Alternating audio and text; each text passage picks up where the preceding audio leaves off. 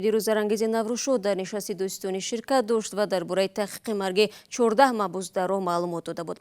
قبل از شروع برنامه امروزه من از او درباره تفصیلات درخواست دوستانی کل از مقامات انتظامی روز درباره نشر عکس‌های تحقیرآمیز گروهی مهاجران تاجیک پرسیدم.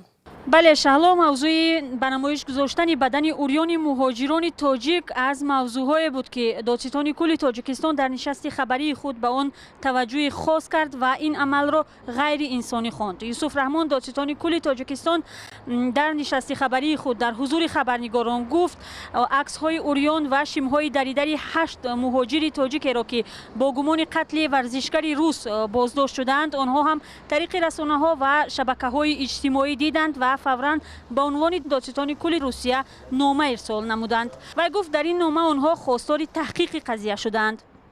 از طرف پروکراتورای گنرالی پس از دیدن بگیم همین رسم ها همون لحظه مکتوب به پروکرور گنرالی فدراسیای روسیه چایکا آماده کرده شده فرستاده شد و خواهش کرده شد که نسبت اون شخصانی کارمندان حفظ حقوقی که نسبت شهروندان ما چنین رفتار غیر انسانی را دیدن اگر در اصل از طرف آنها رخ داده باشد چاره‌های قطعی اندیشند.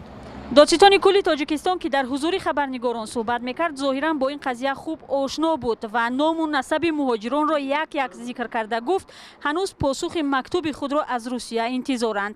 مقامات تاجیک میگویند تحقیق این قضیه از سوی مقامات انتظامی روسیه ادامه دارد. عذر زرانگیز که بود دلایل اخلاقی ما نمیتوانیم عکس‌های مهاجرین تحقیر شده را نشان بدهیم. بینندگان ما امکان دارند با تفصیل در این باره در وبسایت رادیو آزادی بخوانند. اما اگر از این بگذریم تا جای فهمیدیم نشستی وزارت عدلیه نیز دیروز سربست گذشت و تا جای میدانیم از کارگران زک زیاد شده است. البته موضوع مهم در نشست وزیر عدلیه هم بازم قضیه محبوسان زهرآلود شده بود که گفت آنها ادعای والدان این محبوسان را که به زهرآلود شدن فرزندانشان شک دارند تحقیق خواهند کرد.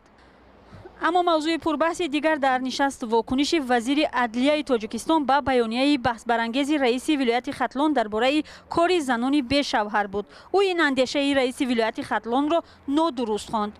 یک چه بیانات گیری و باید کانکریت نگاه بزنید. اگر اون کارگری ما باشد باید کنه. میبخشیدون ما کارگروی ما هستن که شوهرشون در وقت جنگ وفات کرده هستند یا که از بیماری وفات کردن. من چی وزنه که کار پیش کردن در کار است. این خیلی گپ نشد. اگر دقیق یگون وای چی باشد مرحمت باید از طرف دیگر زنگ و نگار نیست که وای تنها زندگی میکنه. ما برای چی فقط همین عامل قطعی ما بهاگذاری کنیم. این خیلی بهاگذاری خوب نیست، درست نیست. من اگر میگم 2 هفته پیش از این قربان حکیمزاده رئیس ولایت ختلان گفته بود اکثریت مدیران شعبه‌های ثبت اسناد حالت شهروندی شهر و ناحیه‌های ولایت عائله‌دار نیستند و ماهیتاً به باور او باید در این وظیفه‌ها آنها فعالیت کنند که عائله سالم و استوار و نمونوی دارند. وزیر عدلیه تاجیکستان گفت به این اندیشه کاملا راضی نیست. در تاجیکستان رهبران اداره‌های ثبت اسناد حالت شهروندی معمولاً زنان هستند. تشکر به زرانگیز نوروشو که به سوالهای ما از دوشنبه پاسخ داد.